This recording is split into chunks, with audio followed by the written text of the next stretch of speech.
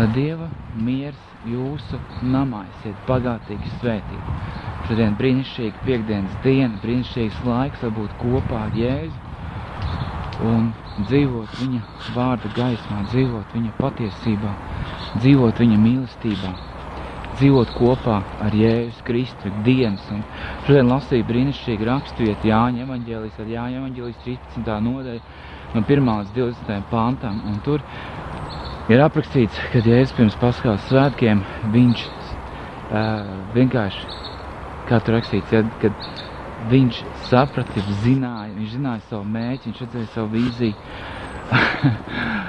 kad viņš no Dieva nāca un kad viņš pie Dieva atgriežās atpakaļ.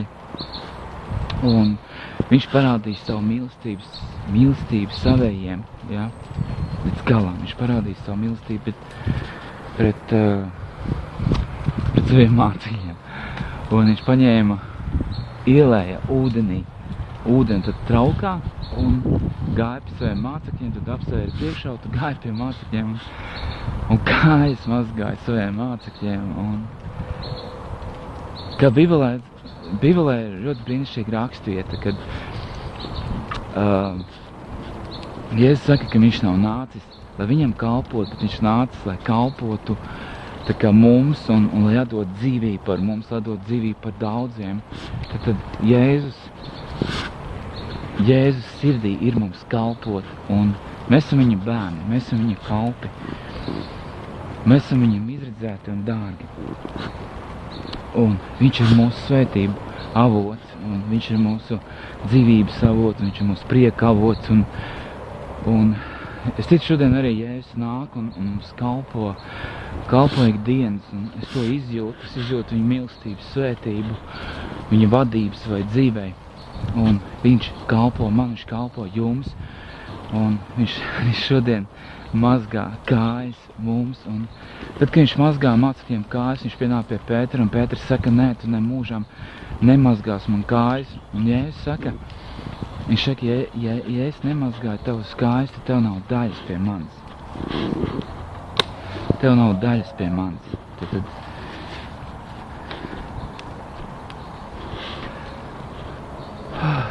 Un tad Pēters saka, ne tikai manas kājas, bet man galva, tad man ķermeni. Jēzus saka, kad es mazgāju kājas, jūs jau esat tīri, un jūs esat jau tīri.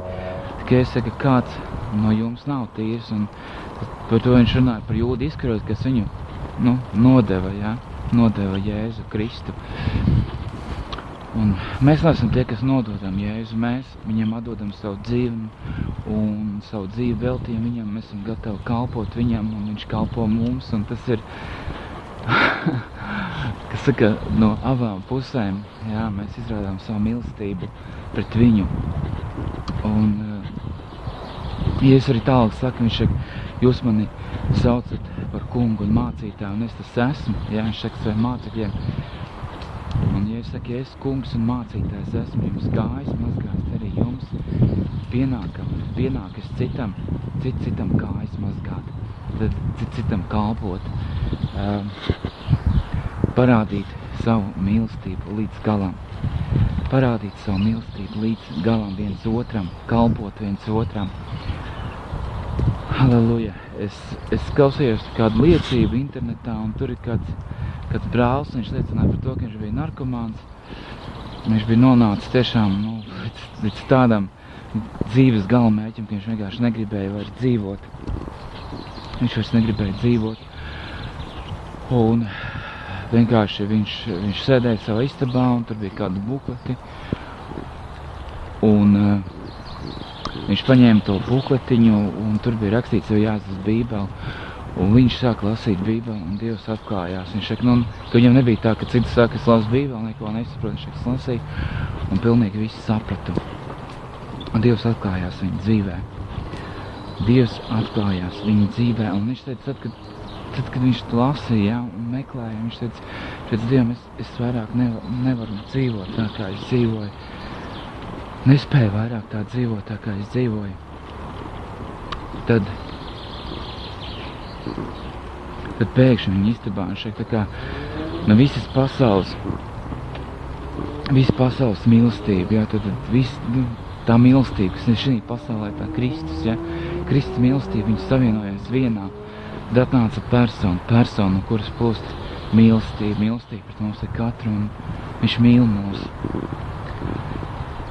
Un piepildīja viņa istabu, un viņa dzīve pilnīgi izmainījās. Viņš teica, viņš vienkārši no tā brīža dzirdēja Dieva balsi. Viņš neredzēja neko, viņš nesēdēja ne televizora, nekur. Visa viņa dzīve bija veltīta, un, protams, šodien arī ir veltīta Dievam. Un viņš vairāk neko, praktiski kāds viņa dzīvesveids. Viņš katru dienu lūdza, lasīja Bībeli, lūkšanu, draudzi. Un cilvēks vēl smējās, un viņam vienkārši jāpārvācās uz draudzi, jo tikai tur viņš dzīvoja. Un es domāju, tas slāpes, es gribētu, ka jums katram vienkārši viņas nepazūd. Ka nepazūd šīs slāpes, ka nepazūd šīs ilgas pēc Dieva, pēc viņa tūma, pēc viņa klātbūtnes, pēc viņa mīlestības, pēc viņa žēlstības, ka tu slāpes pēc viņa katru dienu. Un tu saproti, kad viņš ir tavs dzīvības avots, ka viņš ir tavs mīlestības avots, ka viņš ir tavs prieka avots, ka viņš ir tas, kas maina tavu dzīvi, ka viņš ir tas, kas maina tavu sirdi. Ka viņš tev katru dienu parāda šo dzīvības ceļu, šo mīlestības ceļu. Kā dzīvot, kā patiesi dzīvot. Un es to gribu, es gribu katru dienu slāpt pēc viņa tūma. Slāpt pēc viņa mīlestības, slāpt pēc viņa dzīvības. Būt vienkārši kopā ar viņu, būt viņa tūmā, būt viņa klātbūtnē. Slavu Dievam. Viņa mīlestība, žēlstība, patiesība. Halleluja. Un nebūt tam nodevējam, kā Jūdam Iskariotam, kurš vienkārši nodeva Jēzu, Kristu. Kad mēs vienkārši nemīlam šo pasauli, bet ka mēs mīlam ikdienas viņu tūmu, viņu klātbūtni un esam viņu tūmā. Amen. Lai Dievs jūs bagātīgi svētī šajā piekdienas dienā. Un viņš jūs vada Jēzus Kristus vārdā. Amen.